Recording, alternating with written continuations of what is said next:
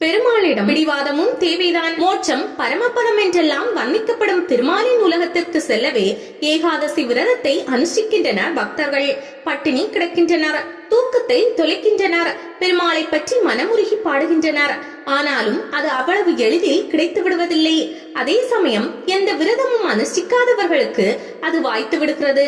ஒரு பானை உயிரற்ற ஜடம், அதற்கு கூட திருமால் மோட்சம் அளித்திருக்கிறார். நமக்கு அளிக்க மாட்டாரா என்ன? அதற்கு நாம் அவரை பல வகையிலும் நிர்பந்தம் செய்ய வேண்டும். வைகுண்ட ஏகாதசி என்றாலே ஸ்ரீரங்கம் தான்.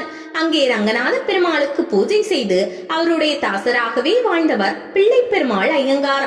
அவர் ஒரு முறை கிருஷ்ணாவதாரத்தில் நடந்த ஒரு சம்பவத்தை நினைவு கூர்ந்தார். கிருஷ்ணனின் தாய் யசோதை தயிர் கடைந்து கொண்டிருந்த போது சேட்டை செய்த கிருஷ்ணன் பானையை எட்டி உடைத்து விட்டான்.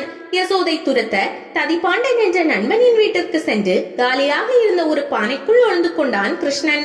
ததிபாண்டனிடம், என்னை காட்டிக் கொடுத்து விடாதே, அம்மா அடிப்பாள் என்றான். யசோதை அங்கு வர அந்த பானை மீது அமர்ந்து கொண்ட ததிபாண்டன் இங்கு யாரும் வரவில்லையே என்று சொல்லி அனுப்பிவிட்டான்.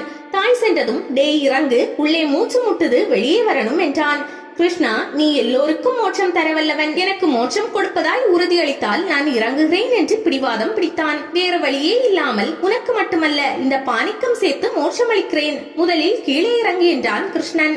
ததிபாண்டனுக்கும் பானைக்கும் மோட்சம் கிடைத்தது. இதை சிந்தித்தபடியே பூஜை நடத்தி கொண்டிருந்த ஐயங்கார், ரங்கநாதா எனக்கும் மோட்சம் கொடேன் என்றார். உடனே பகவான், கர்மயோகம், ஞான யோகம், சரணாகதி என்றெல்லாம் பக்தியில் இருக்கிறது, இதில் ஏதாவது செய்திருக்கிறீரா என கேட்க, இல்லை சுவாமி என்றார் ஐயங்கார். போகட்டும், ஒருவனுக்காவது அன்னதானம் செய்திருக்கிறீரா? என் பக்தன் யாருக்காவது இந்த ஊரில் தங்க இடம் கொடுத்து உதவி இருக்கிறீரா என்ற பகவானிடம் உதட்டை பிதுக்கினார் ஐயங்கார். எதுவுமே செய்யாமல் மோட்சத்தை எப்படி எதிர்பார்க்கிறீர் என்று சற்றே கோபத்துடன் கேட்டார் பகவான். உடனே கோபம் கொண்ட ஐயங்கார், இதையெல்லாம் நீ ஒளிந்து கொண்டிருந்தாயே பானை, அது செய்ததா? உன்னை வணங்க கை கூட இல்லாத பானைக்கு ஏன் மோட்சம் கொடுத்தாய் என்றார். பகவானுக்கு பதில் சொல்ல தெரியவில்லை. இப்படி மோட்சத்துக்காக எப்படி வேண்டுமானாலும் பகவானை நிர்பந்தம் செய்யலாம், பிடிவாதம் பிடிக்கலாம். விரதம் எல்லாம் இரண்டாம் பட்சம்தான். பகவானிடம் எந்த அளவுக்கு ஒன்றுகிறோமோ அந்த அளவுக்கு பரமபதமும் நம்மை நோக்கி விரைந்து வரும்.